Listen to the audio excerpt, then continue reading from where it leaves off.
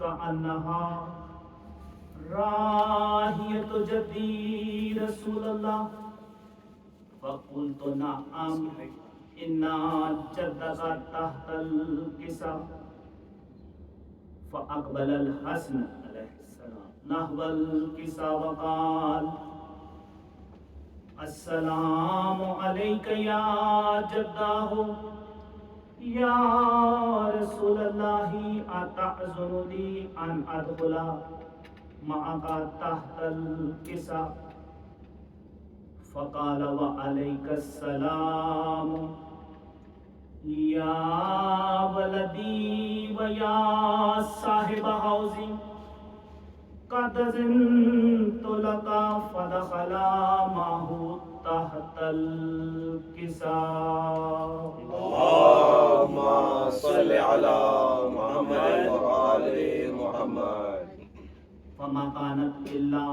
ساعة وإذا بولدي الحسين عليه السلام قد أقبل وقال السلام عليك يا أمه. فقلت وعليك السلام يا ولدي ويا قرة عيني والثمرات فؤادي. فقال لي يا أمه إني أشم عندك راحية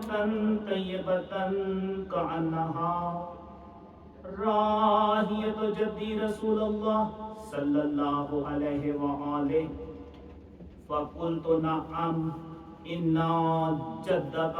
وأخاك تحت الكساء. فدنا الحسين عليه السلام نحو الكساء وقال السلام عليك يا جداه. السلام عليك يا من اختاره الله. أتعزن لي أن أكون معكما تحت الكساء؟ فقال وعليك السلام يا ولدي ويا شافي أمتي. قد زنت لك فدخل معهما تحت الكساء. اللهم صل على محمد وآل محمد. فأقبل عند ذلك أبو الحسن علي بن أبي طالب عليه السلام وقال السلام عليك يا بنت رسول الله. فقلت وعليك السلام يا أبا الحسن ويا أمير المؤمنين. فقال يا فاطمة إني أشم عندك راحية طيبة كأنها راحية أخي وابن عمي رسول الله. فقلت نعم ها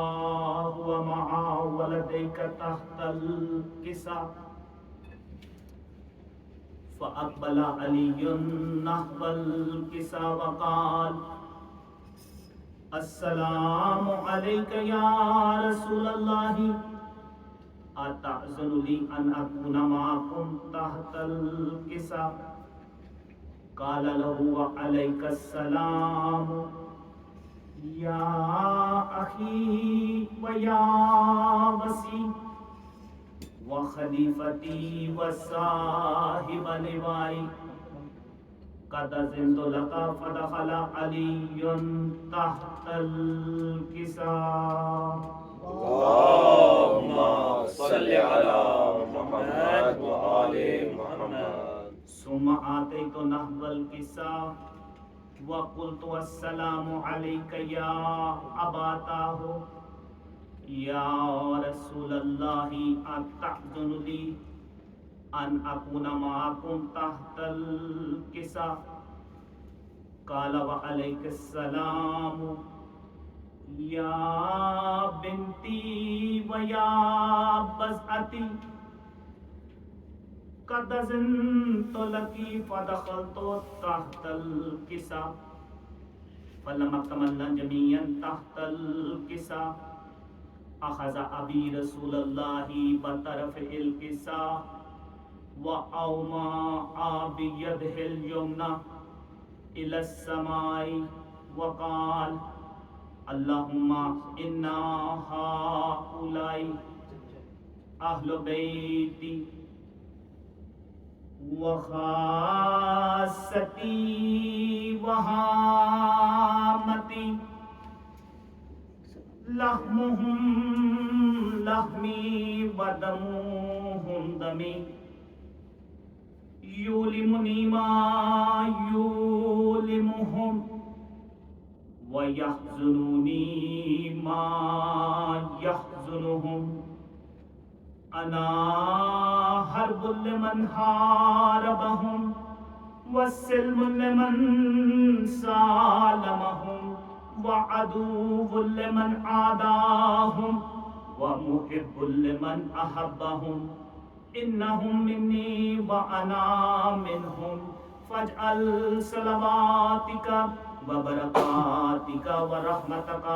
وغفرانک ورضوانک علی وعلیہم واذہب عنہم الرجس وطہرہم تطہیرا اللہم صل علی محمد وآل محمد. فقال اللہ عز وجل یا ملائکتی و یا سکان السماوات انی ما خلقت سماء مبنیا ولا ارضا مدہیا ولا قمر منیرا ولا شمس مضیہ ولا فلک یدور ولا بحر یجری ولا فلک یسری الا فی محبتی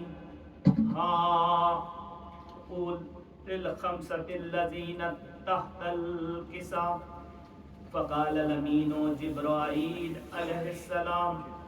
یا ربی ومن تحت الكساء. فقال عز وجل هم اہل بیت النبوة ومعدن الرسالة هم فاطمة وابوها وبعلها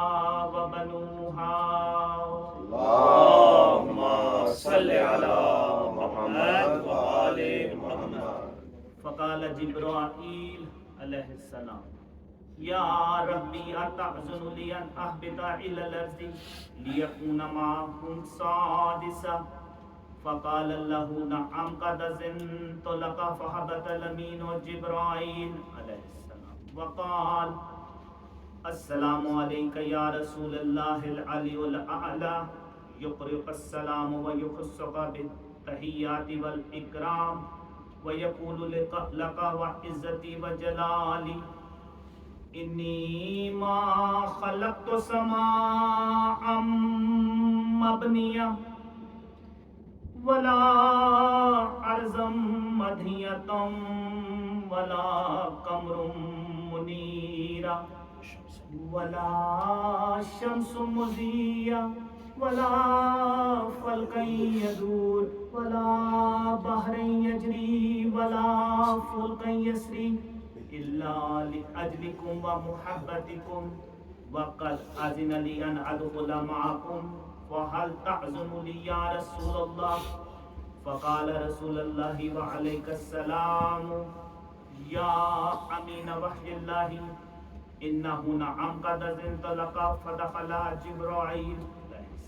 معنا تحت الكساء فقال لي ان اللہ قد اوحى اليكم يقول انما يريد الله ليذهب عنكم رجس اهل البيت ويطهركم تطهيرا. اللهم صل على محمد وآل محمد. قال علي لأبي يا رسول الله أخبرني ما لجلوسنا هذا تحت الكساء. من الفضل عند الله فقال النبي والذي بعثني بالحق نبي واصطفاني بالرسالة نجيا ما ذكر خبرنا هذا في محفل من محافل أهل الأرض وفيه جم من شيعتنا ومحبينا إلا ونزلت عليهم الرحمة وحفت بهم الملائكة واستغفرت لهم إلى أن يتفرقوا فقال علي نظم الله فزنا وفاز شيعتنا ورب الكعبة فقال النبي الثانية يا علي والذي بعثني بالحق نبي واصطفاني بالرسالة نجيا ما ذكر خبرنا هذا في محفل من محافل أهل الأرض وفيه جم من شيعتنا ومحبينا وفيه مهموم إلا وفرج الله همه الہی آمین ولا مغموم إلا وكشف الله غمه ولا طالب حاجة إلا وقضى الله حاجة الہی آمین وقال علي نظم الله فزنا وسعدنا وكذلك شيعتنا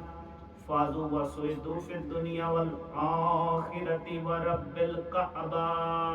اللهم صل على محمد وآل محمد اللهم صل على محمد وآل محمد اللهم صل على محمد وآل محمد بسم الله الرحمن الرحيم اللهم إني أسألك بحق محمد وأنت المحمود وبحق علي وأنت الأعلى وبحق فاطمة وأنت فاطر السماوات والأرض وبحق الحسن وأنت المحسن وبحق الحسين وأنت قديم الإحسان وبحق الأئمة الطاهرين من ذریة الحسین علیہ السلام یا اللہ پاک تجھے واسطہ ہے تیری وحدانیت کا تیری بزرگی کا کہ بانی مجلس اور تمام حاضرین محفل کے بچوں کو اپنے حفظ و امان میں رکھنا الہی آمین یا اللہ پاک ان کے بچوں کو حد کمال تک پہنچا یا اللہ پاک ان کے بچوں کو دن دگنی رات چوگنی ترقی عطا فرما یا اللہ پاک جو کہ تعلیم حاصل کر رہے ہیں ان کو ان کے مشن میں کامیاب و کامرانی عطا فرما اور جو برسر روزگار ہیں ان کے رزق روزی میں برکت عطا فرما اور ان کو حلال رزق کمانے کی توفیق عطا فرما اللہ رب العزت سورہ توبہ میں ارشاد فرماتا ہے کہ مومنین کی صفات میں سے ایک صفت یہ ہے کہ وہ عوامی اصلاح کرتے ہیں اچھے کاموں کا حکم دیتے ہیں اور برے کاموں سے روکتے ہیں یأمرون بالمعروف وینہون عن المنکر میری آپ سب سے درخواست ہے اور میں اپنے آپ کو نصیحت کرتا ہوں کہ خدا را عزادارہ میں امام حسین صحیح معنوں میں بننے کی دعا کریں اور ہر قسم کی ریاکاری سے بالخصوص 8 ربیع الاول تک بالکل بچیں اللہم تقبل منا انکا انت السمیع العلیم صلو علی محمد وآل محمد اللهم صل على محمد وآل محمد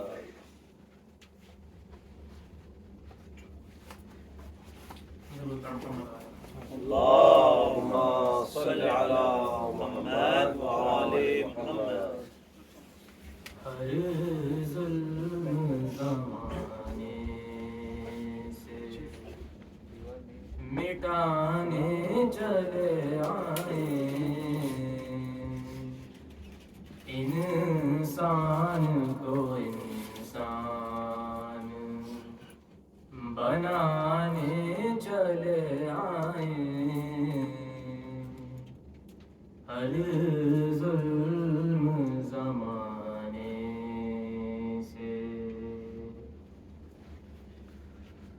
بن جائیں گے مزدور عزادار حسینی بن جائیں گے مزدور عزادار حسینی گر آپ بقیہ کو بنانے چلے آئے ہر ظلم زمان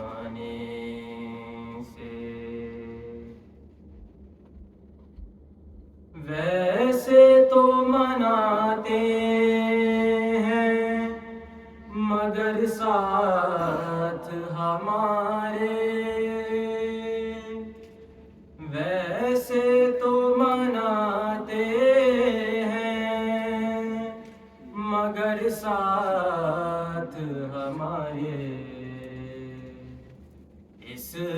بار محرم ہی منانے چلے آئے، واہ واہ واہ، ہر ظلم زمانے سے۔ کچھ لوگ غم کرب و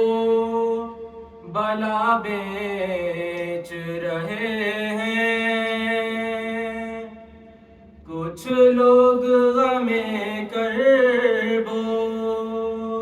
بلا بیچ رہے ہیں، آداب ازاں ان کو سکھانے چلے آئے، ہر ظلم زمانے۔ برائے تاجیل امام زمانہ علیہ السلام بلند تر صلوات۔ اللہم صل علی محمد وآل محمد۔ کب تک یہ بلا درہم و دینار چلیں گے،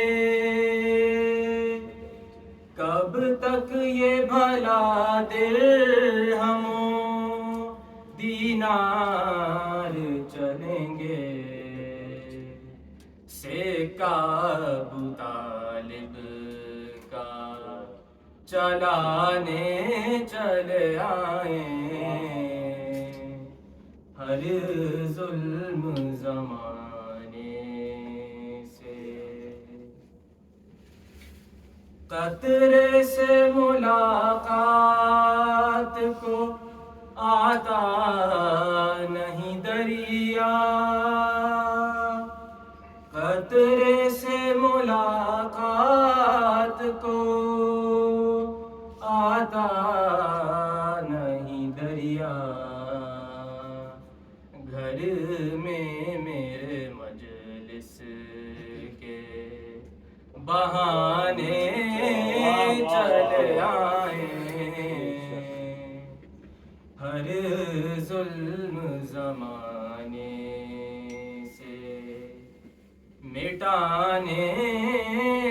چلے آئے، انسان کو انسان بنانے چلے آئے، ہر ظلم زمانے سے۔ اللہم صل علی محمد وآل محمد۔ اللہم صل علی محمد وآل محمد۔ کہتے تھے رن میں سرور مارا گیا برادر، ٹوٹی کمر ہے میری لاشیں اٹھا اٹھا کر، اماں میں تھک گیا ہوں، اماں میں تھک گیا ہوں، اماں میں تھک گیا ہوں، اماں میں تھک گیا ہوں، سہروز کا ہوں پیاسا، میں ہو گیا اکیلا، اصغر کو دفن کر کے خود بن گیا ہوں لاشا، اصغر کو دفن کر کے خود بن گیا ہوں لاشا،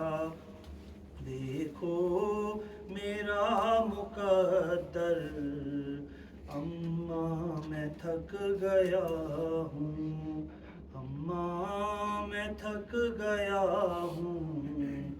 اماں میں تھک گیا ہوں، یہ فکر کھا رہی ہے اب شام آ رہی ہے، منصوبے فوج آدھا اب یہ بنا رہی ہے، منصوبے فوج آدھا اب یہ بنا رہی ہے، چھینے حرم کی چادر، اماں میں تھک گیا ہوں، اماں میں تھک گیا ہوں، اماں میں تھک گیا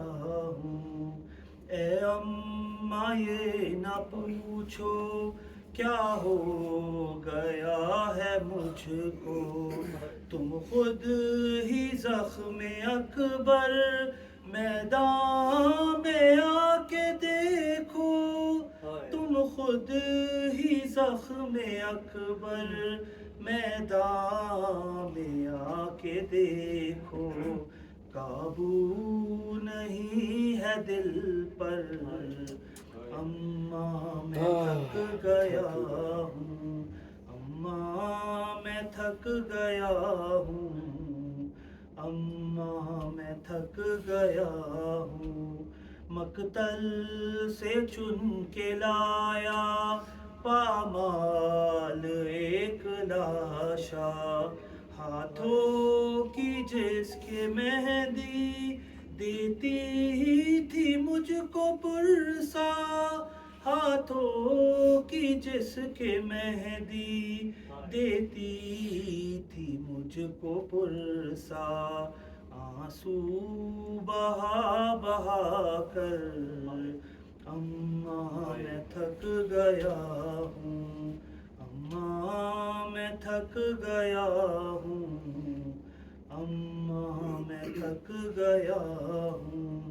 بے دست ہو کے غازی سوتا ہے نیند گہری، ڈوبا لہو میں پرچم زخمی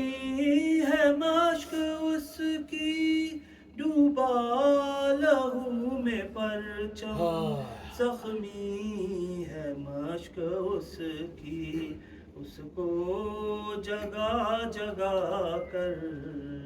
اماں میں تھک گیا ہوں، اماں میں تھک گیا ہوں، اماں میں تھک گیا ہوں، ٹوٹی کمر سنبھالوں یا دل پہ ہاتھ رکھوں،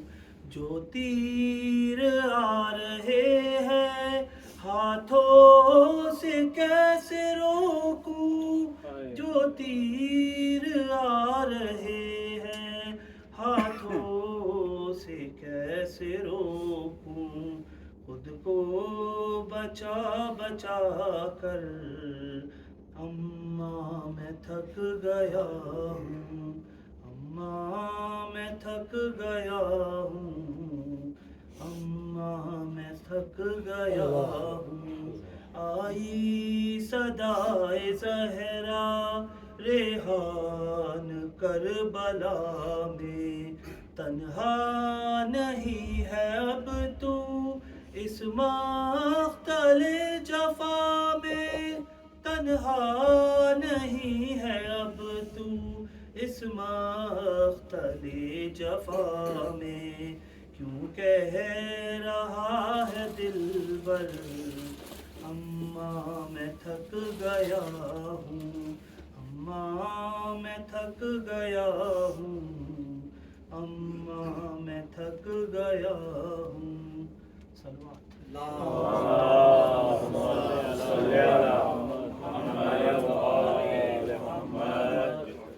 برائے خوشنودی شہدائے کربلا بار دیگر صلوات، اللہم صلی علی محمد و آل محمد، بار دیگر نعرہ صلوات، اللہم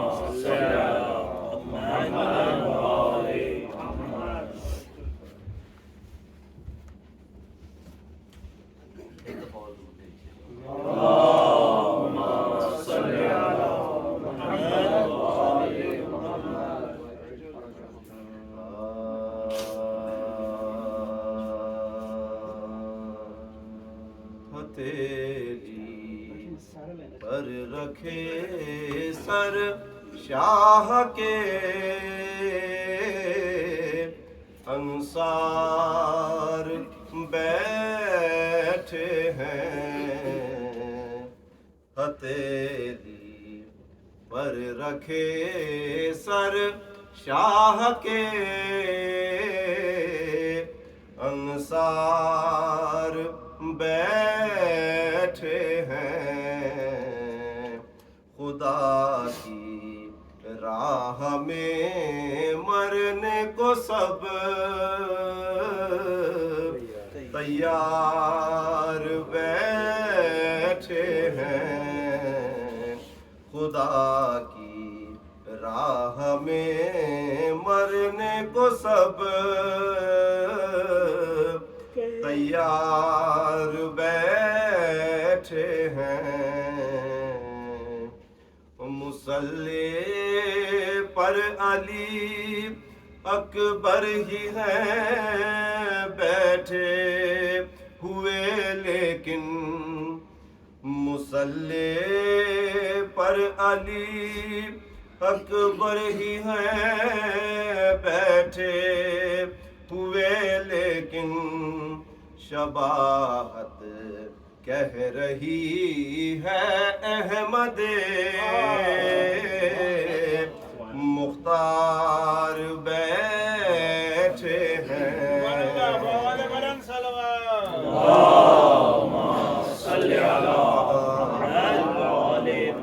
کہہ رہی ہے احمد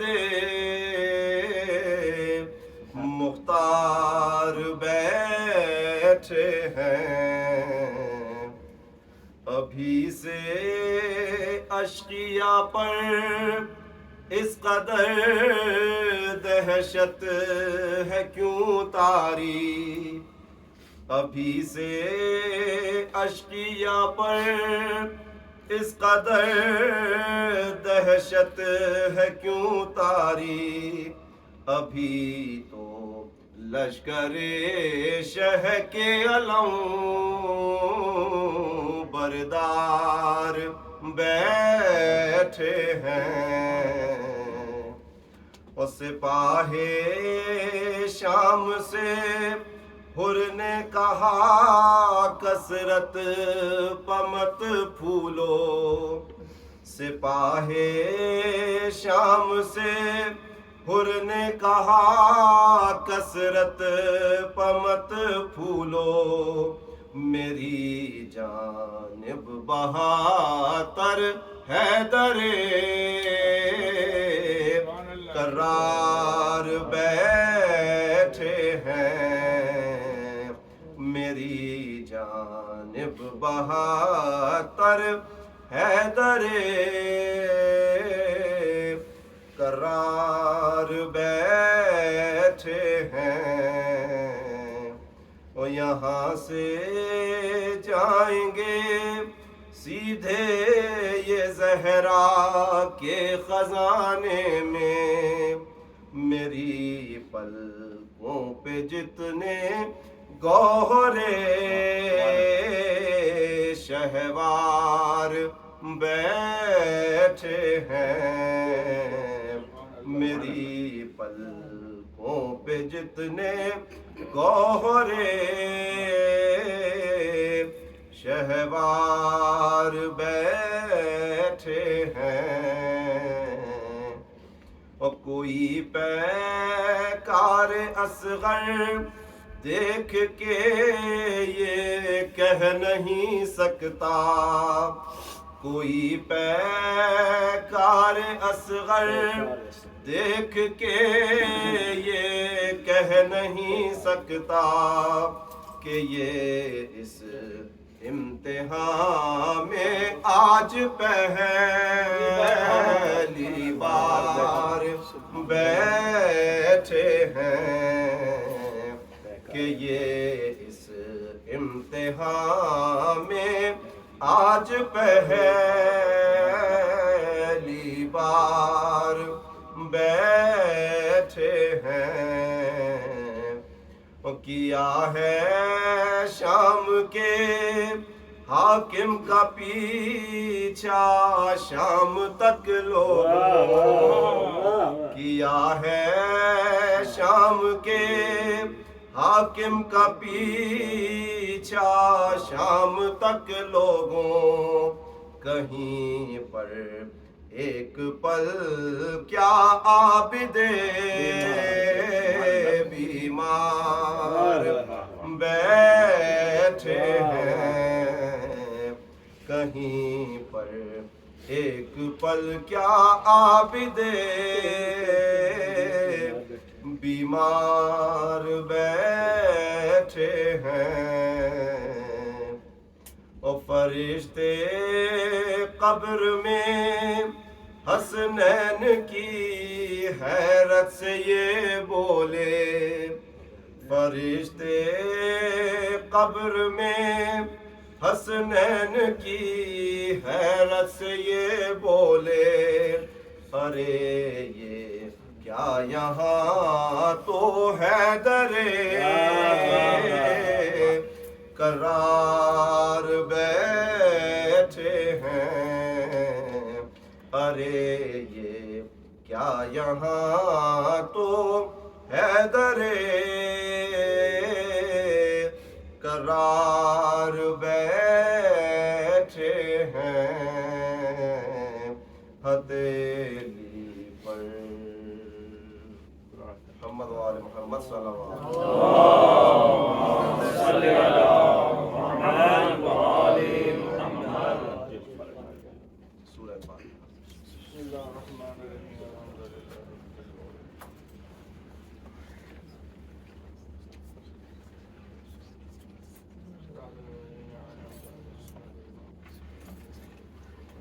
اللهم صل على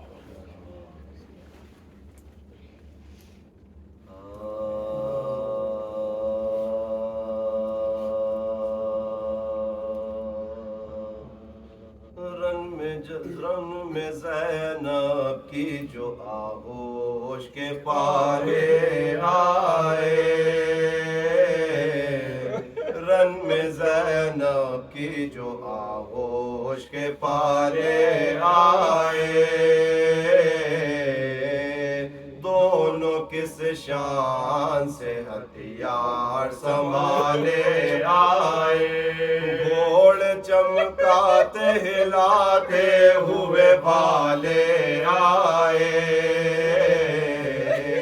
قتل کرنے کو سواروں کے رسالے آئے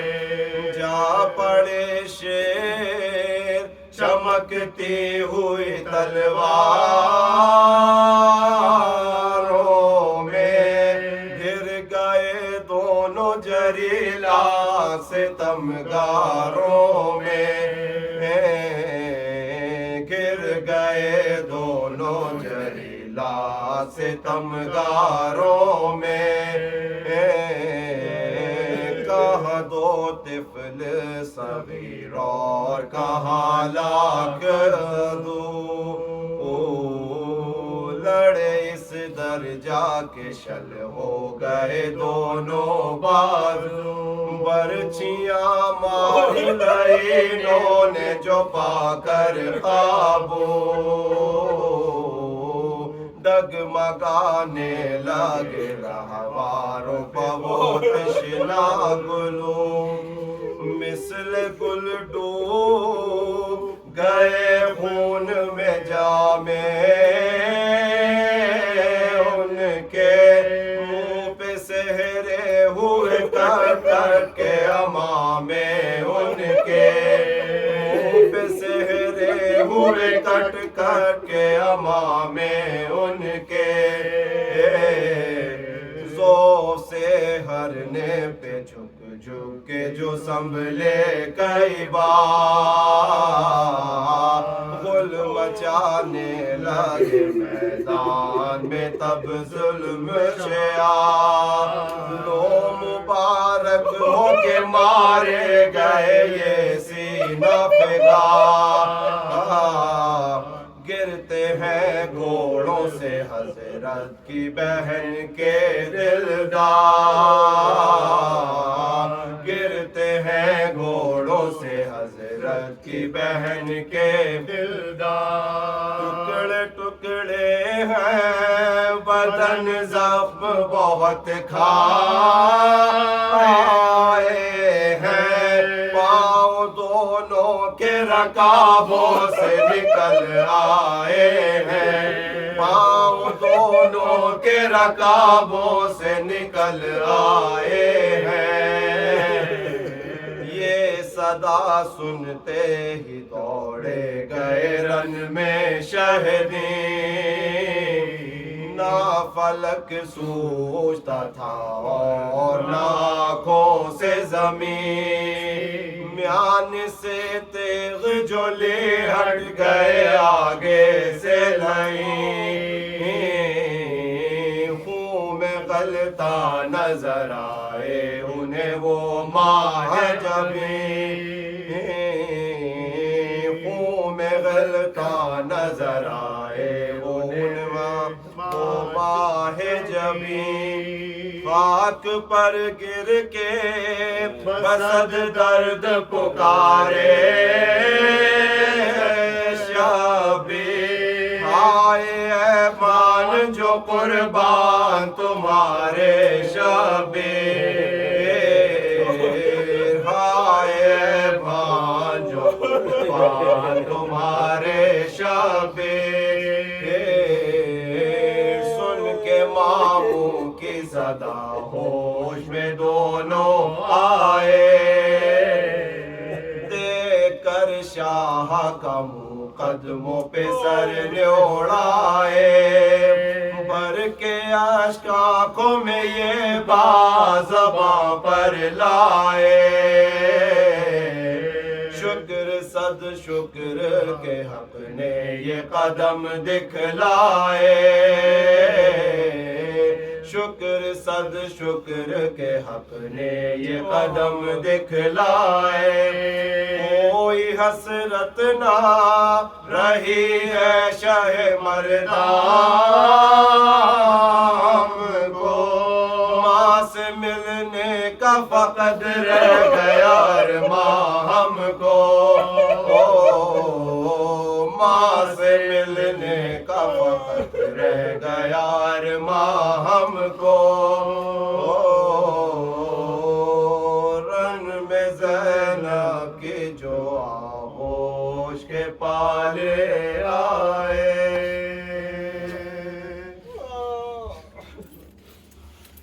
محمد وآل محمد صلی اللہ صلی علی محمد وآل محمد۔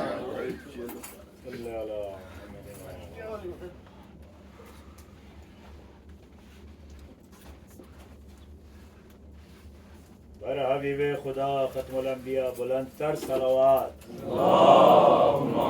صلی علی محمد وآل محمد۔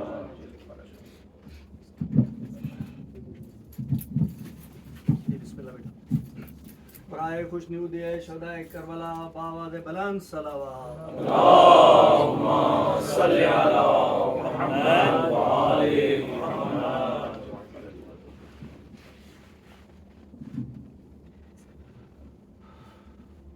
برائے تاجیل فرج امام زمان علیہ السلام بلند تر صلوات۔ اللہم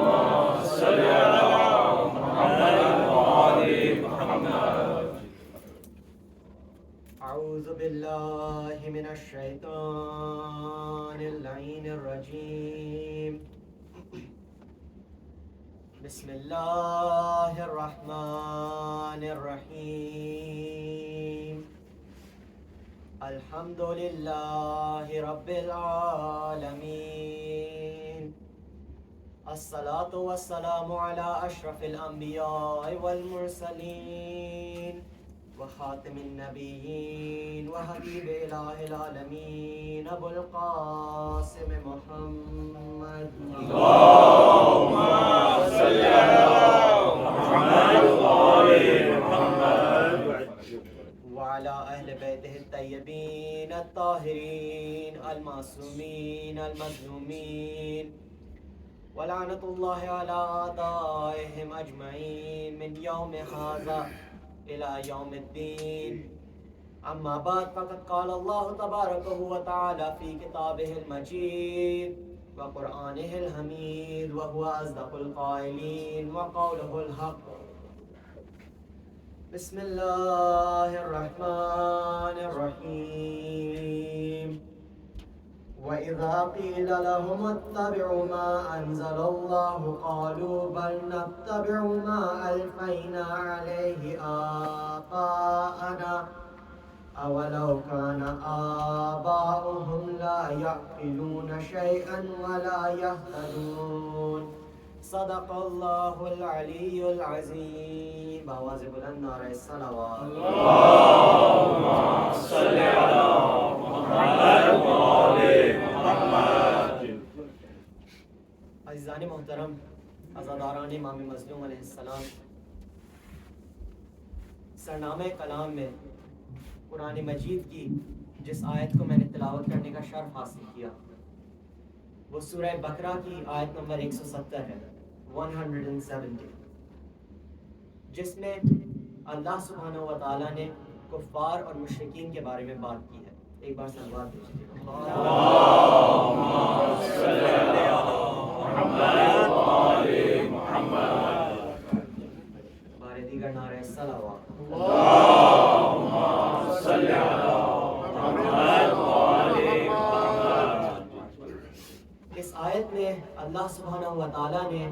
کفار اور مشرکین کے بارے میں بات کی ہے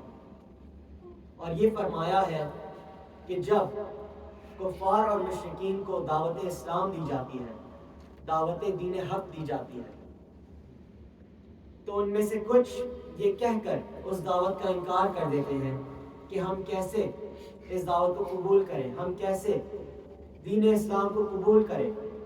جبکہ ہمارے آباء و اجداد دوسرے خداؤں کی عبادت کیا کرتے تھے. ہم کیسے اللہ کو اپنا خدا مان لیں جبکہ ہمارے آباء و اجداد دوسرے خداؤں کی عبادت کیا کرتے تھے.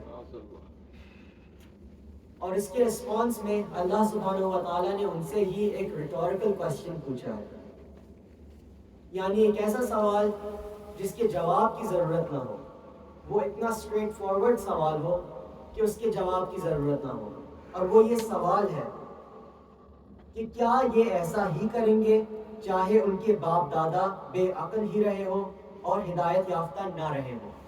یعنی اللہ نے اس پورے کانسیپٹ کو بیس لیس قرار دیا ہے کہ کوئی اپنے ریلیجن پہ اس بنیاد پر قائم رہے کہ اس کے باپ دادا، اس کے آباء و اجداد اس ریلیجن پر قائم ہیں. یعنی اللہ سبحانہ و تعالیٰ کی یہ ایکسپیکٹیشن ہے نہ صرف کفار اور مشرکین سے، یہ آیت کفار اور مشرکین کے بارے میں نہیں ہے، بلکہ اگر ہم غور کریں تو اہل ایمان کے لیے بھی اس آیت میں ایک بہت بڑا میسج ہے کہ اللہ کی یہ ایکسپیکٹیشن ہے ہر انسان سے. وہ یہ توقع کرتا ہے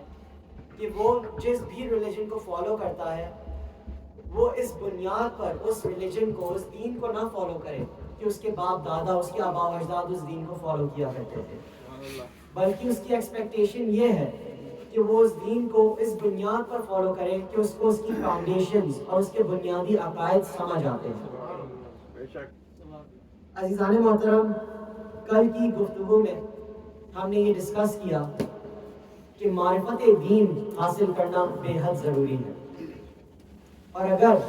دین کی معرفت حاصل کرے بغیر اس پر کوئی عمل کرتا ہے تو اس کے عمل کا نتیجہ زیرو ہوتا ہے. اس کے عمل کا اس کو کوئی فائدہ نہیں ہوتا، بلکہ بعض کیسز میں یہ ہوتا ہے کہ اس کے عمل کا اس کو بھی نقصان ہوتا ہے اور دین کو بھی نقصان ہوتا ہے. اس کی ایگزامپلز ہم نے ڈسکس کی. اس کی ایگزامپل ہمیں ابلیس میں ملتی ہے کہ اس نے ہزاروں سال خدا کی عبادت کی، خدا کو سجدے کیے، لیکن اینڈ میں اس کا نتیجہ اس کو بالکل زیرو ملا، یعنی اس کو بالکل بھی اس بات کا فائدہ نہ ملا. اسی طرح سے میدان کربلا میں جو لوگ امام حسین علیہ السلام کو قتل کرنے کے لیے آئے وہ مسلمان تھے، لیکن وہ کیسے مسلمان تھے کہ انہوں نے رسول خدا کے بیٹے کو قتل کر دیا اور رسول خدا کے بیٹے کی اولادوں کو قتل کر دیا. یہ نتیجہ تھا بے معرفت دین پر عمل کرنے کا. بالکل صحیح. اسی طرح سے ہمیں آج کی بھی دنیا میں یہ چیز نظر آتی ہے کہ جو لوگ بے معرفت دین پر عمل کرنے کی کوشش کرتے ہیں ان کی وجہ سے انفارچونیٹلی آج اسلام بدنام ہو رہا ہے.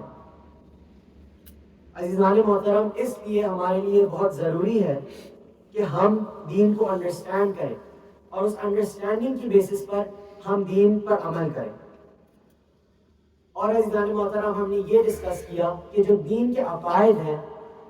وہ دین کے سب سے امپورٹنٹ ایسپیکٹ میں سے ہیں. یعنی اگر آپ کو عقائد کی انڈرسٹینڈنگ ہے تو آپ کا ہر عمل انشاءاللہ قبول ہوگا. اور اگر آپ کو عقائد کی انڈرسٹینڈنگ نہیں ہے تو امام علی علیہ السلام اس بارے میں فرماتے ہیں. ایک بار سلوات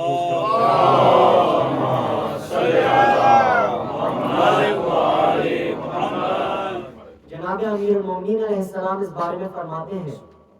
کہ بے یقینی کی عبادت سے بہتر ہے کہ تم یقین رکھتے ہوئے سو جاؤ. سچ ہے. کیونکہ بے یقینی کی عبادت آپ کو کوئی فائدہ نہیں پہنچائے گی. تو ہم نے اپنے ڈسکشن میں ہم اس پوائنٹ تک آئے کہ اصول دین یعنی ہمارے دین کے جو عقائد ہیں ان کی انڈرسٹینڈنگ رکھنا بہت ضروری ہے. اور ہم نے کل کی مجلس میں کل کی گفتگو میں 5 اصول دین میں سے 2 اصول دین پر بات کی، توحید کی اور عدالت کی. اور جو لوگ یہاں پہ موجود نہیں تھے ان کے لیے میں جلدی سے ریکیپ کر دوں کہ جب ہم نے توحید کی بات کی تو ہم نے یہ بات کی کہ اگر کوئی انسان ایک اسٹیٹ آف نیچر میں بیٹھے، یعنی کوئی ایک ایسی جگہ پر بیٹھے جہاں پر کوئی اور انسان نہ ہو، کوئی اس کو یہ بتانے والا نہ ہو کہ اللہ کی ایک ذات ہے جو موجود ہے، جو تمہیں دیکھ رہی ہے، جو واحد ذات ہے، تب بھی وہ اپنے طور پر خود بخود غور و فکر کر کے اس نتیجے پر پہنچ سکتا ہے، اس کنکلوژن کو ڈرائیو کر سکتا ہے. کیونکہ وہ جب اپنی سراؤنڈنگز کو دیکھے گا، اپنی سراؤنڈنگز میں یونیورس کو دیکھے گا، اس نظام کو دیکھے گا، تو وہ 2 ایسی آبزرویشنز ڈرائیو کرے گا جن کے تھرو وہ اس کنکلوژن تک پہنچے گا کہ بے شک خدا کی ایک ذات ہے جو کہ موجود ہے اور جو کہ واحد ذات ہے. اس میں سے سب سے پہلی آبزرویشن ہم نے یہ ڈسکس کی کہ وہ یہ دیکھے گا کہ اس دنیا میں، اس کائنات میں ہر چیز کا آغاز ہوتا ہے، چاہے وہ جانور ہو، کوئی درخت ہو، کوئی پودا ہو، رات ہو، دن ہو، ہر چیز کا اس دنیا میں آغاز ہوتا ہے. اور وہ اسی آبزرویشن سے اس کنکلوژن تک پہنچے گا کہ بے شک اس پوری دنیا کا، اس پوری کائنات کا بھی ایک دن آغاز ہوا تھا. یہ کائنات ہمیشہ سے یہاں موجود نہیں ہے، بلکہ ایک ایسا دن تھا جب اس کائنات کو شروع کیا گیا تھا، جب وقت کو پیدا کیا گیا تھا. جو دوسری آبزرویشن ہے وہ یہ ہے کہ وہ اس کائنات میں یہ دیکھے گا، اس دنیا میں یہ دیکھے گا کہ اس دنیا میں جو تمام چیزیں پائی جاتی ہیں ان کے لیے ایک لا ہے کہ ان کی موجودگی کے لیے یہ ضروری ہے کہ ان چیزوں سے پہلے کسی اور چیز، کوئی اور چیز موجود ہو. یعنی اگر کوئی جانور اس دنیا میں موجود ہے تو اس جانور کی موجودگی کے لیے یہ ضروری ہے کہ اس جانور سے پہلے اس جانور کے ماں باپ اس دنیا میں موجود ہوں، ان ماں باپ سے پہلے ان کے ماں باپ اس دنیا میں موجود ہوں. تو یعنی وہ کاز اینڈ افیکٹ کے کانسیپٹ کو ویژولائز کرنا شروع کرے گا کہ ہر چیز کی ایگزسٹنس کے لیے کسی اور چیز کا موجود ہونا ضروری ہے. اور وہ ان 2 آبزرویشنز کی بیسس پر اس کنکلوژن تک پہنچے گا کہ بے شک جب یہ کائنات شروع کی گئی تھی تو اس کائنات کی موجودگی کے لیے بھی یہ ضروری ہے کہ اس کائنات سے پہلے، وقت سے پہلے کوئی ایسی ذات موجود ہو جس نے اس کائنات کا آغاز کیا ہو.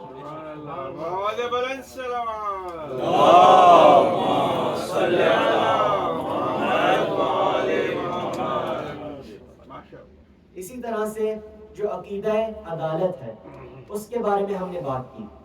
اور اس میں ہم نے یہ ڈسکس کیا کہ وہی انسان جب اسٹیٹ آف نیچر میں بیٹھے گا جہاں پر اس کو کوئی یہ بتانے والا نہ ہو کہ خدا عادل ہے، تب بھی وہ خود بخود اس کنکلوژن تک پہنچ سکتا ہے. اور عزیزان محترم، میں یہ مینشن کرتا چلوں کہ یہی اسلام کی بیوٹی ہے کہ اسلام ایک ایسا ریلیجن ہے جو دین فطرت ہے. یعنی اللہ نے اسلام کو انسان کی فطرت میں پیدا کیا ہے. اللہ نے اس بنیاد پر یہ ایکسپیکٹیشن رکھی ہے کہ ہم خود بخود غور و فکر کر کے اسلام تک پہنچیں اور اس کے بعد اسلام کے احکامات پر عمل کریں. عزیزان محترم، اگر ہم خدا کی عدالت کی بات کرتے ہیں تو ہمیں یہ ملتا ہے کہ وہ واحد صفت ہے اللہ کی جو کہ اصول دین میں موجود ہے. اور اس کی وجہ یہ ہے کہ یہ وہ واحد صفت ہے جو اللہ کی تمام صفات کی انڈرلائنگ صفت ہے. یعنی جو بھی ایٹریبیوٹس ہمیں اللہ کی ذات میں ملتے ہیں، چاہے وہ اس کا رحم ہو، چاہے وہ اس کا غفور و رحم ہونا ہو، چاہے وہ اس کا رازق ہونا ہو، یہ جو تمام صفات ہمیں اللہ کی ذات میں نظر آتی ہیں، اس کی انڈرلائنگ صفت اس کی عدالت ہے. یعنی اگر وہ رازق ہے تو اس نے زمین اور آسمان اور جانوروں کو انسان کے لیے رزق حاصل کرنے کا ذریعہ بنایا ہے، اور ہر انسان کو اس نے زمین پر ہی پیدا کیا ہے. یعنی ہر انسان کو اس نے اپنی عدل کی وجہ سے یہ حق دیا ہے کہ وہ اپنا اپنا رزق تلاش کرے. اسی طریقے سے ہمیں اس کی عدالت کا پروف یہ ملتا ہے کہ جو عدالت ہے ہر سچویشن میں یا تو عدالت پائی جاتی ہے یا ظلم پایا جاتا ہے. لیکن اگر ہم اس دنیا میں دیکھیں تو ہر انسان کے پاس یہ چوائس ہوتی ہے کہ کسی بھی سٹیپ میں، کسی بھی موڑ میں وہ یا تو عدل سے کام لے یا وہ ظلم سے کام لے، یا وہ عدل و انصاف سے کام لے یا وہ ظلم سے کام لے. لیکن جب بھی کوئی انسان ظلم کرتا ہے تو ظلم کرنے کے لیے اس کے پاس کوئی نہ کوئی ریزن ہوتا ہے. شاید اس کو پیسے چاہیے ہو، مال چاہیے ہو، پاور چاہیے ہو، اتھارٹی چاہیے ہو، کوئی نہ کوئی اس کے پاس ریزن ہوتا ہے جس کے تحت وہ ظلم کرتا ہے. بلا وجہ کوئی بھی ظلم نہیں کرتا. لیکن عزیزان محترم، اگر ہم خدا کی ذات کو دیکھیں تو اس کی ذات میں بھی ہمیں یہ نظر آتا ہے کہ وہ یا تو عدل و انصاف سے کام لے سکتا ہے یا نعوذ باللہ وہ ظلم کر سکتا ہے. لیکن اگر ہم اس کی ذات کو دیکھیں تو ہمیں یہ نظر آتا ہے کہ وہ مالک یوم الدین ہے، وہ رب العالمین ہے. اسے کسی بھی چیز کی ضرورت نہیں ہے، یعنی اس کو ظلم کرنے کی ضرورت نہیں ہے. یعنی اس کی ذات کا یہ تقاضا ہے کہ وہ ہمیشہ عدل اور انصاف سے کام لے. یہ ہے اس کی عدالت کا دوسرا پروف. اور تیسرا اور جو آخری پروف ہم نے کل ڈسکس کیا وہ یہ ہے کہ انسان کی فطرت میں حق اور باطل کی پہچان پائی جاتی ہے. یعنی انسان کو یہ نیچرل انڈرسٹینڈنگ ہے کہ what is truth and what is falsehood, اور اس کو he is naturally inclined to believe in truth and decline falsehood, to go with the truth and abandon falsehood. اس کو یہ نیچرل انکلینیشن ہے کہ وہ ہمیشہ عدل اور انصاف سے کام لے. اور اس کی دلیل ہمیں اپنے معاشرے میں ملتی ہے کہ اسی لیے ہمارے معاشرے میں نظام عدالت ہے. We have justice systems in our society. When we see people doing something wrong in our society, we want to stop them. اگر ہم کسی کو خدا نخواستہ کسی اور کو قتل کرتے ہوئے دیکھیں گے تو ہماری یہ نیچرل انسٹنکٹ ہوگی کہ ہم اس کو روکیں، ہم اس کو پنش کریں. ہماری یہ نیچرل انسٹنکٹ ہے جو خدا نے پیدا کی ہے کہ ہم غلط چیز کو پنش کریں اور اچھی چیز کو ریوارڈ کریں. تو یہ جو دو اصول دین ہیں ان کو ہم نے کل ڈسکس کیا. ایک بار صلوات بھیجیں.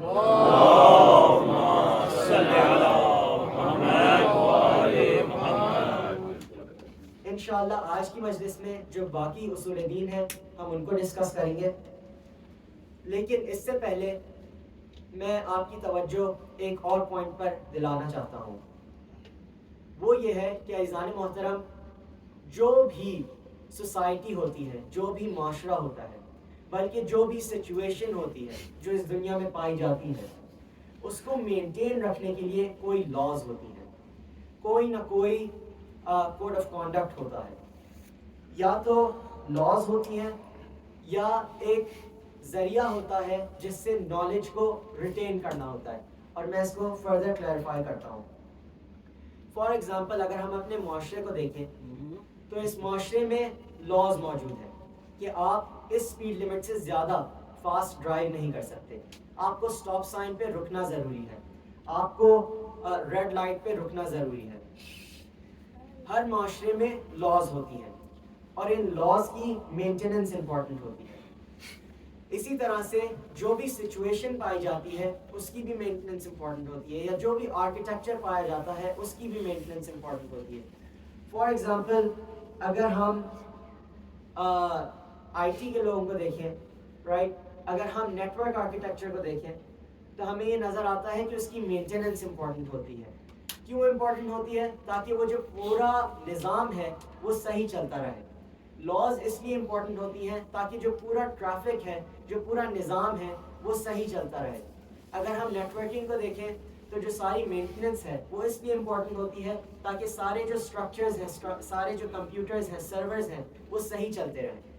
اور اسی لیے جو نظام خدا نے پیدا کیا ہے اس میں بھی اس نے کچھ لاز رکھی ہیں جو اس نظام کو باقی رکھنے کے لیے امپورٹنٹ ہے، جو اس لیے امپورٹنٹ ہے تاکہ یہ نظام صحیح چلتا رہے، اس نظام میں کوئی غلط چیز نہ ہو،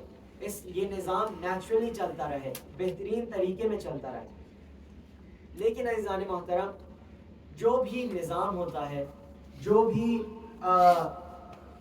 نظام اللہ نے پیدا کیا ہے، اس کی امپورٹنس کے لیے، اس کی اسموتھ رننگ کے لیے اگر اس نے لاز رکھی ہیں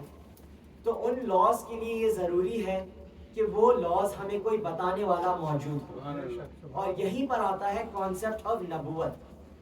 کہ اللہ نے اگر لاز کو کریٹ کیا ہے، اور یقیناً لاز کو کریٹ کیا ہے تاکہ یہ پورا معاشرہ صحیح چلتا رہے، اسموتھلی چلتا رہے، تو بے شک اس نے کچھ ایسی مخلوق کو بھی خلق کیا ہوگا جو کہ ہمیں ان لاز کے بارے میں بتائیں. کیونکہ یا تو اللہ خود اس زمین پر آ کے ہمیں ان لاز کے بارے میں بتائے، لیکن جو اللہ ایک فائنائٹ باڈی میں لمٹ ہو سکتا ہے وہ پھر اللہ نہیں رہتا، وہ پھر خدا نہیں رہتا. تو اس لیے یہ ضروری ہے کہ اس نے کچھ انبیاء کو، کچھ مرسلین کو سلیکٹ کیا ہو جن کو اس نے اس زمین پر اس ریزن کے ساتھ بھیجا ہو، اس مشن کے ساتھ بھیجا ہو کہ جو لاز اس سوسائٹی کی اسموتھ رننگ کے لیے امپورٹنٹ ہیں وہ لاز اس کی مخلوق کو بتائی جائیں. اور عزیزان محترم، یہیں پر آتا ہے کانسیپٹ آف نبوت، کہ جو انسان اسٹیٹ آف نیچر میں بیٹھے گا اور جو یہ سوچے گا کہ یقیناً خدا موجود ہے، خدا عادل ہے اور خدا نے اس پورے نظام کو خلق کیا ہے، تو وہ ساتھ ساتھ یہ بھی سوچے گا کہ اس نظام کی اسموتھ رننگ کے لیے اس نے لاز کو خلق کیا ہوگا، اور ان لاز کو سکھانے کے لیے، ان لاز کو بتانے کے لیے اس نے انبیاء و مرسلین کو اس زمین پر بھیجا ہوگا. اور عزیزان محترم، یہ سوال کیا جاتا ہے کہ کیا وہ انبیاء اور مرسلین معصوم ہیں؟ کیا ان کا معصوم ہونا ضروری ہے؟ کیونکہ میں آپ کو بتاتا چلوں کہ جو ہماری اہل سنت برادری ہے وہ یہ بلیف رکھتے ہیں کہ انبیاء اور مرسلین سے غلطی بھی کی جا سکتی ہے. لیکن اگر انبیاء اور مرسلین غلطی کر سکتے ہیں تو اس بیسس پر ہی ہمارا پورا ریلیجن نل اینڈ وائڈ ہو سکتا ہے. کیونکہ اگر انبیاء اور مرسلین اللہ کے پرفیکٹ پیغام کو کنوے کرنے میں امپرفیکشن کا مظاہرہ کر رہے ہیں، تب اللہ کے پیغام کی پرفیکشن کی کیا ویلیڈیٹی ہے؟ ایک بار سلوات دیجیے.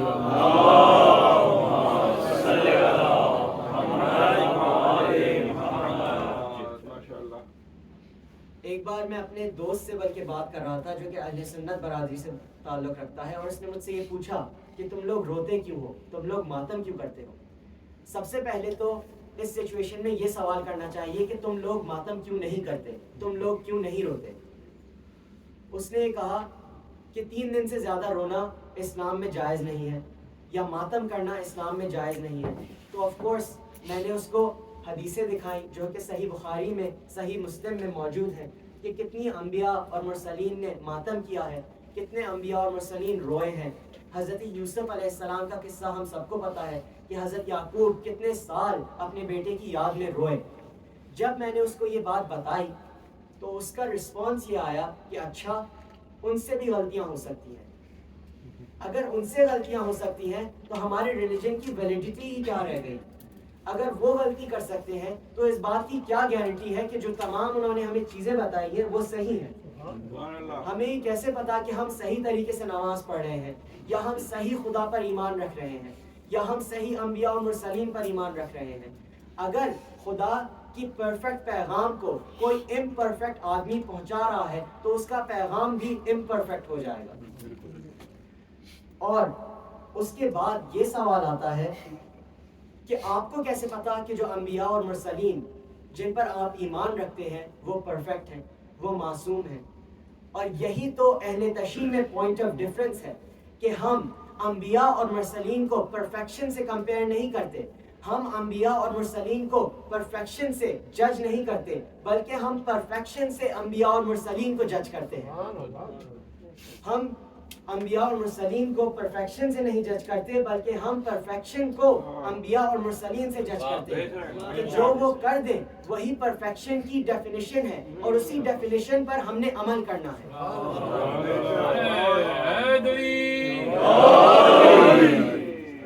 محمد و آل محمد صلوات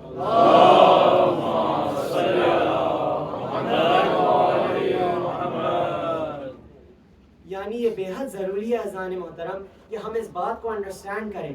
کہ جن انبیاء اور مرسلین پر ہم ایمان رکھتے ہیں، جن انبیاء اور مرسلین کو ہم فالو کرتے ہیں، وہ معصوم تھے۔ ہاں، ان سے ترک اولا ہو سکتا ہے، وہ کسی بہترین چیز کو نہیں چوز کر کے کسی لیس بہتر چیز کو چوز کر سکتے ہیں، لیکن وہ کبھی بھی کوئی ایسا کام نہیں کریں گے جو کہ نعوذ باللہ حرام ہو۔ اور اس کانسیپٹ کو انڈرسٹینڈ کرنا ہمارے لیے بے حد ضروری ہے۔ عزیزان محترم، پھر آتا ہے کانسیپٹ آف امامت۔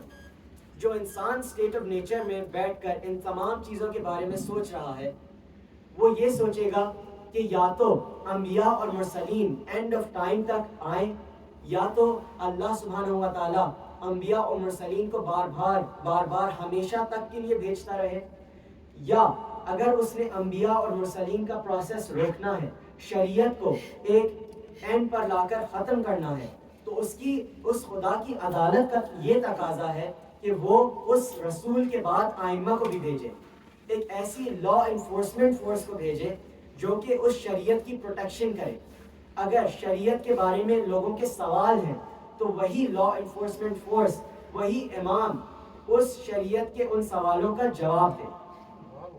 یا تو اللہ ہمیشہ تک کے لیے انبیاء اور مرسلین کو بھیجے، یا اگر اس نے انبیاء اور مرسلین کے پروسیس کو روکنا ہے، اس نے ایک ہی شریعت کو تا قیامت باقی رکھوانا ہے، تو وہ آئمہ معصومین علیہ السلام کو بھیجے۔ اور ان آئمہ معصومین علیہ السلام کا بھی معصوم ہونا بے حد ضروری ہے، کیونکہ یہ کانسیپٹ لاجیکل ہے کہ اللہ اپنے عدل کے تقاضے میں انبیاء اور مرسلین کو معصوم بنا کر بھیجے، لیکن امام آئمہ معصومین علیہ السلام کو غیر معصوم بھیجے، نعوذ باللہ۔ کیونکہ اگر ہم ان آئمہ معصومین علیہ السلام سے سوال کریں گے تو اگر وہ غیر معصوم ہوں گے تو اس بات کی کیا گارنٹی ہے کہ بعد میں آنے والی جنریشنز کو ان سوالات کے صحیح جواب ملیں گے؟ تو اس لیے بے حد ضروری ہے عزیزان محترم کہ آئمہ معصومین علیہ السلام معصوم ہو، اور یہ انڈرسٹینڈنگ بے حد ضروری ہے کہ جس شریعت کو رسول خدا صلی اللہ علیہ وآلہ وسلم نے انٹروڈیوس کیا، اسی شریعت کو آئمہ معصومین علیہ السلام نے تا قیامت اس ہی طریقے میں قائم رکھنا ہے۔ اور شاید اسی وجہ سے رسول خدا نے یہ فرمایا ہو کہ اولنا محمد، اوسطنا محمد، آخرنا محمد، کلنا محمد، کہ ہم سارے کے سارے محمد ہیں۔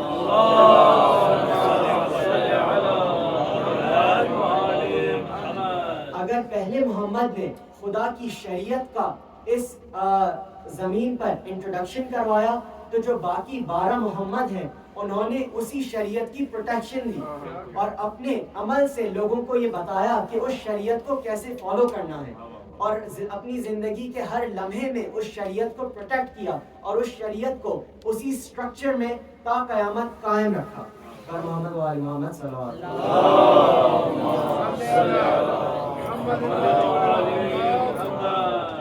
کیونکہ یہ کانسیپٹ انبلیویبل ہے، اللاجیکل ہے کہ رسول اللہ جو کہ معصوم ہے وہ خود اس زمین پر آ کے اپنی تمام ایفرٹس کے بعد اس پورے ریلیجن کو، اپنی تمام ایفرٹس کو غیر معصوم لوگوں کے حوالے کر دیں گے، کیونکہ جو ہماری اہل سنت برادری ہے اس میں یہ سمجھا جاتا ہے کہ رسول اللہ نعوذ باللہ یا تو لوگوں کو یہ بتانا بھول گئے کہ میرے بعد کون وصی ہے، کون خلیفہ ہے، کس کی تم نے بات ماننی ہے، یا ان کو یہ حکم ہی نہیں ہوا تھا کہ تم یہ بات بتاتے، لیکن یہ بات سوچنا ہی illogical ہے، کیونکہ یہ کیسے ہو سکتا ہے کہ رسول اللہ صلی اللہ علیہ وسلم اپنی پوری زندگی اس ایفرٹ میں لگا دیں کہ اسلام کو لوگوں تک پہنچائیں، اور ایسا اسلام جس کو تا قیامت زندہ رہنا ہے، اور اس کے بعد اسی اسلام کو غیر معصوم لوگوں کے ہاتھوں میں دے دیں، یا یہ بتائیں ہی نہیں کہ کس نے اس اسلام کو آگے بڑھانا ہے۔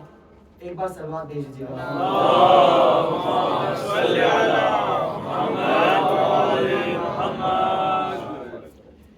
اس بات کو انڈرسٹینڈ کرنا ہی انبلیویبل ہے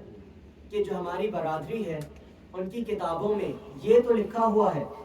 کہ اگر تم باتھ روم جاؤ تو رسول اللہ نے یہ بتایا تھا کہ اپنا لیفٹ قدم پہلے اندر رکھو، یا اگر تم مسجد جاؤ تو اپنا رائٹ قدم پہلے رکھو۔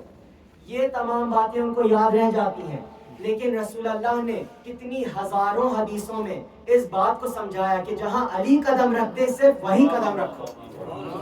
یہ ان کو یاد رہ جاتا ہے کہ مسجد میں کون سا قدم پہلے رکھنا ہے، لیکن یہ نہیں یاد رہتا کہ جہاں علی قدم رکھ دے وہاں قدم رکھنا ہے۔ یہ ان کو یاد نہیں رہتا کہ رسول اللہ نے فرمایا کہ العلی مع الحق و حق مع العلی، یا اللہ حق کو وہاں موڑ دے جہاں علی جائے۔ نعرہ حیدری! ان کو یہ یاد رہ جاتا ہے کہ پانچوں کو کتنا اوپر رکھنا ہے، اور داڑھی کو کتنا لمبا کرنا ہے، اور بال کو کس کلر میں رکھنا ہے، لیکن جو ممبر غدیر رسول اللہ نے لاکھوں کے مجمع کے سامنے کھڑا کیا وہ ان کو یاد نہیں رہتا۔ جو رسول اللہ نے امام علی کا ہاتھ بلند کر کے یہ فرمایا کہ من کنت مولا ہوں فہذا علی مولا، جس کا میں مولا ہوں اس کا یہ علی مولا ہے، وہ ان کو آج تک یاد نہیں ہوا۔ نعرہ حیدری!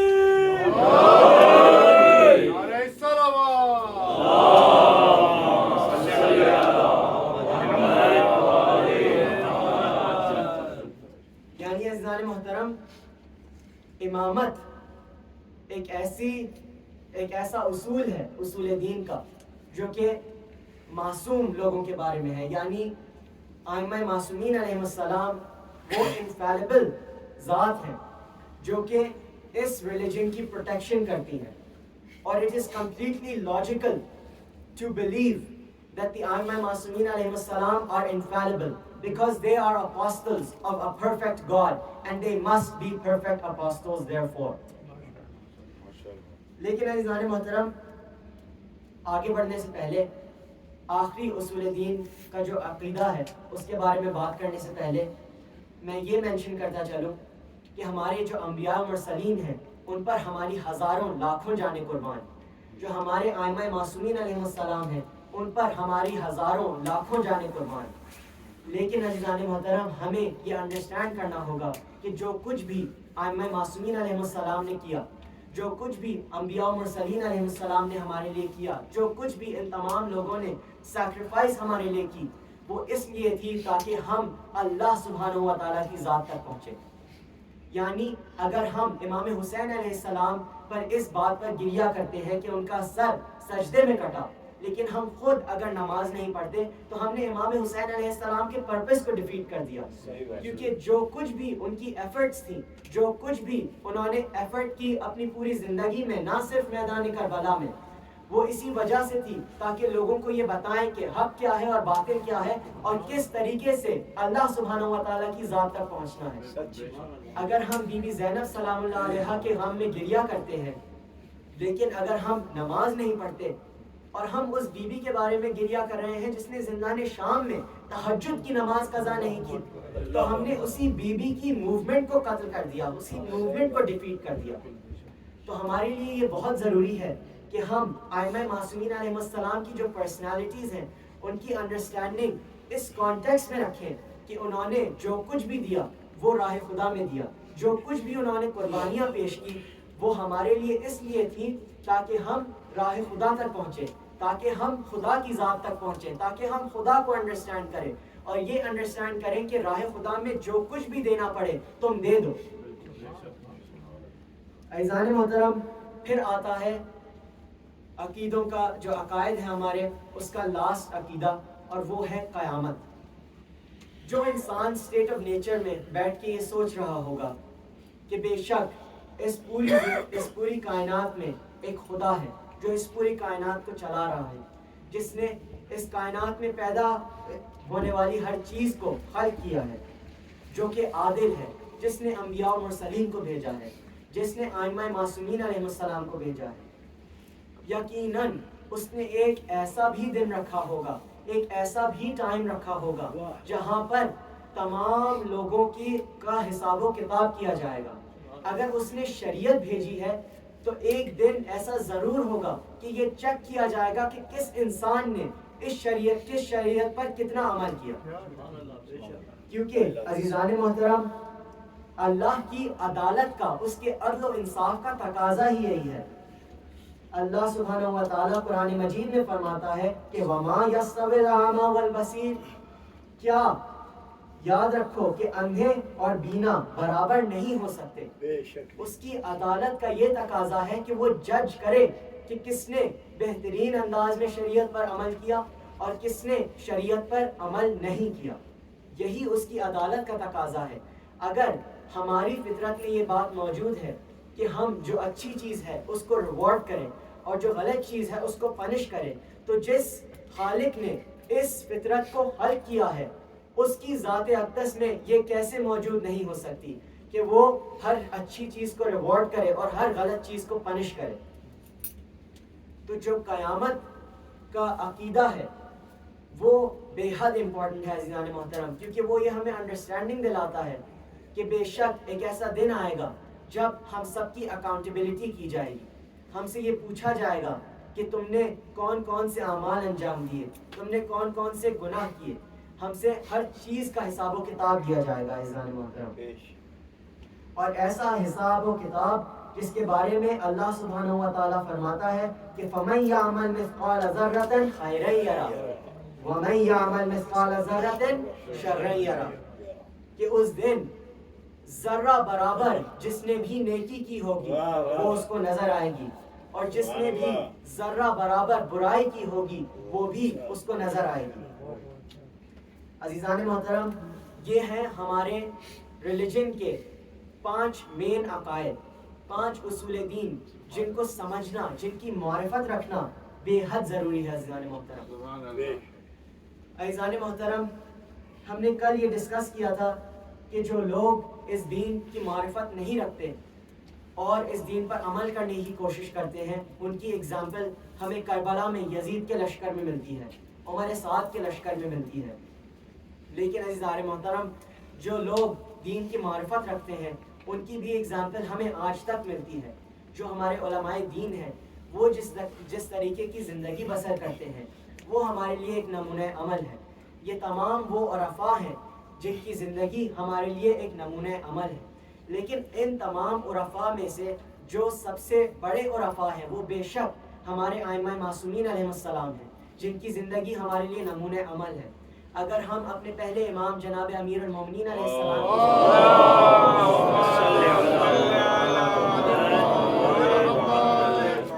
اگر ہم اپنے پہلے امام کی زندگی کو دیکھیں تو کتنی بار امام نے یہ فرمایا ہے کہ میں نے اس دنیا کو 3 دفعہ طلاق دے دی ہے، میں اس دنیا سے بالکل لگاؤ نہیں رکھتا، کیونکہ امام سے زیادہ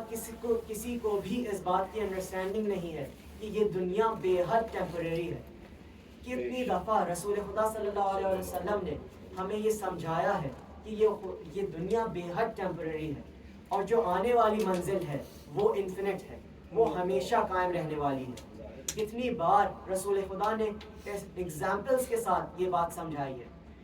رسول خدا نے فرمایا کہ اس دنیا کی مثال ایسی ہے کہ اگر کوئی انسان ایک بہت ہی بڑے صحرا میں چلا جا رہا ہو اور وہ ایک پوائنٹ پہ آ کے ایک درخت کے نیچے کچھ لمحات کے لیے بیٹھ جائے اور واپس چلنا شروع کر دے، تو یہ اس دنیا کی مثال اس درخت جیسی ہے کہ جس کے نیچے چند لمحوں کے لیے انسان بیٹھ گیا ہے۔ یعنی یہ دنیا بہت ٹیمپریری ہے عزیزان محترم، اور ہمیں اس بات کو ہمیشہ یاد رکھنا چاہیے۔ ائمہ معصومین علیہ السلام کی یہ بھی اقوال ہے کہ اپنے ٹائم کو ڈیوائڈ کرو۔ بے شک انہوں نے یہ حکم دیا ہے کہ اپنے ٹائم کو ڈیوائڈ کرو۔ اگر تم کام کرتے ہو تو اپنے ٹائم کو ایسے ڈیوائڈ کرو کہ اپنے کچھ ٹائم میں تم کام کرو، اپنے کچھ ٹائم میں تم دین کو دیکھو، تم نمازیں پڑھو، تم روزے رکھو، اور کچھ ٹائم میں تم ایسے بھی اعمال کرو جن سے تمہاری باڈی، تمہارا مائنڈ ریفریش ہو۔ لیکن عزیزان محترم ساتھ ساتھ انہوں نے ہمیں یہ حکم دیا ہے کہ ہمیشہ یہ بات یاد رکھو کہ تمہاری یہ دنیا ٹیمپریری ہے، تو اس دنیا کی لذتوں میں مشغول نہ ہو جاؤ۔ یہ ہمیشہ یاد رکھو کہ اس کے بعد آنے والی ایک منزل ہے جہاں پر ہم سب کو جانا ہے، اور وہ ایک انفینٹ منزل ہے عزیزان محترم۔ ایک بار صلوات دیجیے۔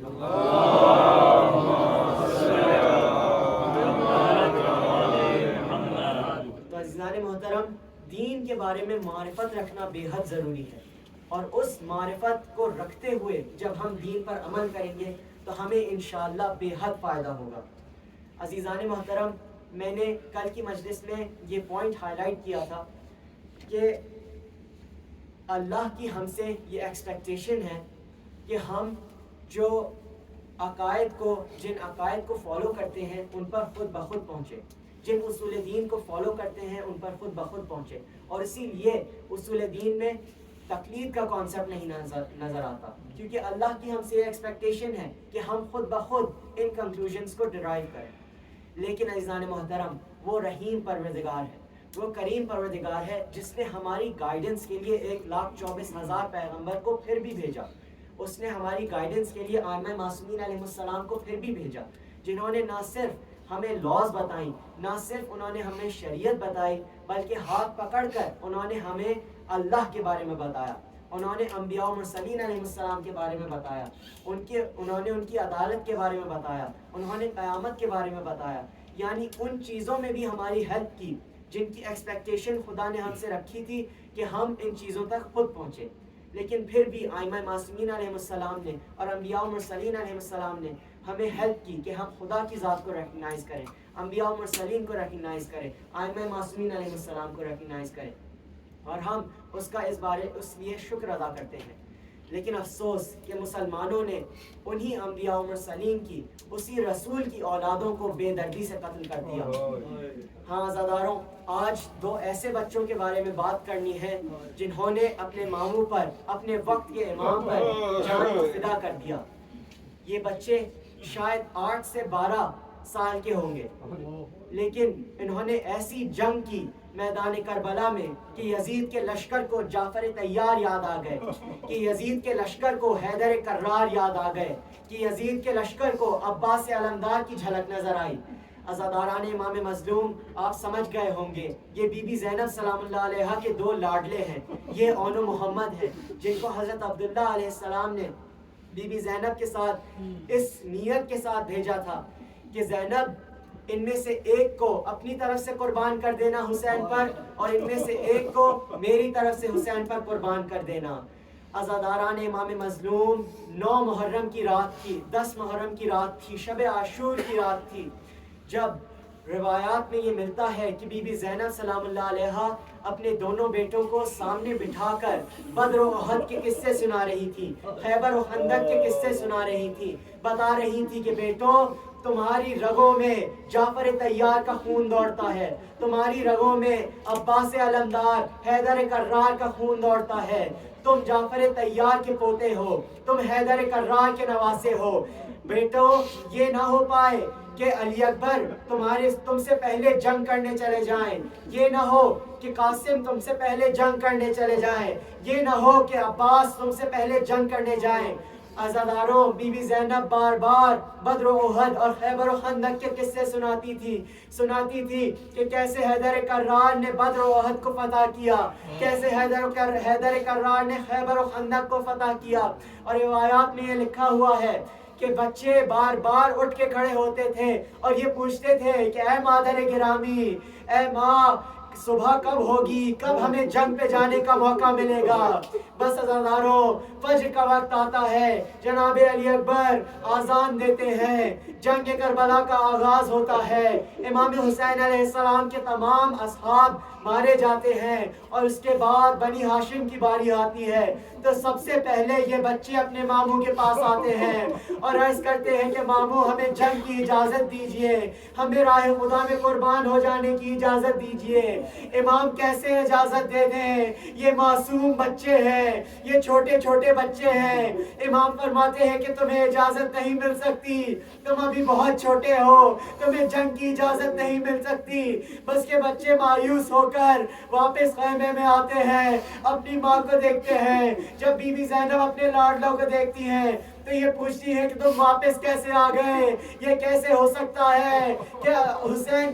کا تمام لشکر ختم ہوا جا رہا ہو اور تم ابھی تک زندہ ہو؟ تم حسین کا صدقہ ہو، جاؤ اور حسین پر قربان ہو جاؤ۔ بچے فرماتے ہیں کہ یا مادر گرامی، ماموں ہمیں جنگ پر جانے کی اجازت نہیں دیتے، بس یہ سننا تھا کہ ایک ہاتھ میں بی بی زینب نے آن کا ہاتھ پکڑا، دوسرے ہاتھ میں محمد کا ہاتھ لیا اور اپنے بھائی حسین کے پاس آتی ہے اور یہ فریاد کرتی ہے کہ بھیا ان بچوں کو جنگ پر جانے کی اجازت دیجئے، آپ کو واسطہ ہے آپ کی ماں فاطمہ الزہرا کا کہ مجھے اپنی ماں کے سامنے شرمندہ نہ ہونے دیجئے، ان بچوں کو جنگ پہ جانے کی اجازت دیجئے۔ جب امام نے اپنی مادر گرامی کا نام سنا تو بچوں کو اجازت دے دی۔ ایک بار انہوں محمد کو اپنے سینے سے لگایا، خود امام نے بچوں کو گھوڑوں پر سوار کیا۔ ہاں عزاداروں، یہ بچے ہیں لیکن ان کی رگوں میں جوانان بنی ہاشم کا خون ہے۔ ان بچوں نے ایک بار فوج اشقیاء پر حملہ کیا، میمنہ اور میسرہ آپس میں ٹکرانے لگے، قلب لشکر کو چیرتے ہوئے یہ بچے نہر فرات تک پہنچے، لیکن باوفا عباس کے باوفا بھانجے ہیں، انہوں نے پانی نہ پیا۔ بس عزاداروں، یہ بچے جنگ کرتے رہے اور سینکڑوں افراد کو انہوں نے واصل جہنم کرا، لیکن پھر پسر سعد کی آواز گونجی کہ یہ بچے بنی ہاشم کے بچے ہیں، یہ بچے ہیں لیکن یہ جوانان بنی ہاشم کی مانند جنگ کرتے ہیں، ان کو الگ الگ کیا جائے، ان کو اکیلا مارا جائے، ان کو اکیلا شہید کیا جائے۔ بس یہ سننا تھا کہ ان بچوں کو الگ کیا گیا۔ کچھ لوگوں نے جناب آن پر وار کیا، کبھی جناب محمد پر تیروں کی برسات ہوتی تھی، کبھی جناب آن پر نیزوں کی برسات ہوتی تھی۔ بس عزاداروں، ایک وقت ایسا آیا کہ دونوں بچے گھوڑوں کی زین سے زمین پر آنے لگے اور فرمایا السلام علیکہ یا ابا عبداللہ، مولا ہمارا آخری سلام قبول کیجئے۔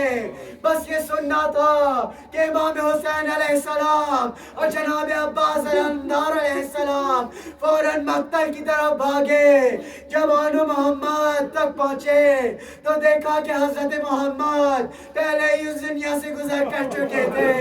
اور حضرت آن اپنی آخری سانسیں لے رہے تھے۔ بس امام نے حضرت آن کو اپنی گود میں لیا تو بچہ فرماتا ہے کہ مولا ماموں، بس ہماری ماں کو اتنا پیغام پہنچا دیجیے گا کہ ہم نے پانی نہیں پیا، ہمیں یاد تھا کہ ابھی تک علی اصغر پیاسے ہیں، ہمیں یاد تھا کہ ابھی تک سکینہ پیاسی ہے، ہمیں یاد تھا کہ فاطمہ الزہرا کا لال پیاسا ہے، ہم نے پانی نہیں پیا۔ بس عزاداروں، دونوں لاشوں کو اٹھا کے امام اور حضرت عباس خیموں تک آتے ہیں۔ بیویوں کو لگتا ہے کہ شاید اپنے بچوں کو ہوں بھرا دیکھ کر بی بی زینب گریہ فرمائے، لیکن اللہ رے صبر فاطمہ الزہرا، لیکن اللہ رے صبر بنت فاطمہ کہ ایک ہاتھ آن کے سینے پر رکھا، ایک ہاتھ محمد کے سینے پر رکھا، سجدہ شکر میں گر پڑی، فرمایا اے اللہ تیرا لاکھ لاکھ شکر ہے کہ تو نے اس قربانی کو قبول فرمایا۔ بس عزاداروں، دو اور جملے اور آپ کی زحمتیں تمام۔ عزاداروں، 12 محرم کو قافلہ مقتل حسین کے سامنے سے گزرا، لیکن بی بی زینب صرف اپنے بھیا کی لاش پر روئی، صرف امام کی لاش پر روئی۔ عزاداروں، شام کے زندان میں صرف بی بی زینب اپنے بھیا کے غم میں روئی، کبھی نہ عباس پر روئی، کبھی نہ محمد پر روئی، کبھی نہ قاسم پر روئی۔ جب شام کے اس گھر میں مجلس حسین کا انعقاد کیا گیا تو بی بی زینب نے اپنے لاڈلوں کے سروں کو نہ اٹھایا، صرف اپنے بھائی کے سر کو اپنی گودی میں رکھا، صرف اپنے بھائی کے غم میں روئی۔ جب چہلم کو کربلا پہنچی تو 2 ایسی قبریں تھی جن پر کوئی گریہ کرنے والا نہ تھا۔ بی بی زینب صرف اپنے بھائی کی قبر پہ روئی، امام کی قبر پہ روئی۔ بس جاتے ہوئے یہ فرمایا کہ بچوں اپنی ماں کا آخری سلام قبول کرو۔ ہاں، روضہ رسول پر صرف حسین پر گریہ کیا گیا، آنو محمد پر نہ گریہ کیا گیا، لیکن عزاداروں جب بی بی زینب اپنے گھر واپس پہنچی تو 2 چھوٹے چھوٹے مسلے دیکھے۔ عزاداروں سینے میں ماں کا دل تھا۔ بس عزاداروں زینب کی آنکھوں میں آنسو آ گئے، ان مسلوں کو اٹھایا، اپنے کلیجے سے لگایا، فرمایا ہے آنو محمد کہاں ہو؟ تمہارے بعد اس دنیا میں زینب کا کچھ نہ رہا۔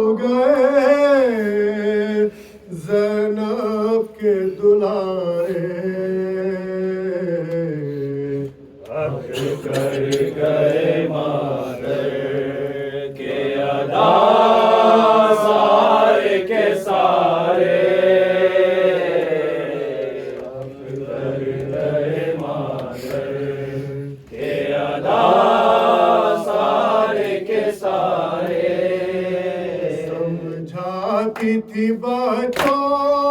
کو بڑے پیار سے زینب، سمجھاتی تھی بچوں کو بڑے پیار سے زینب،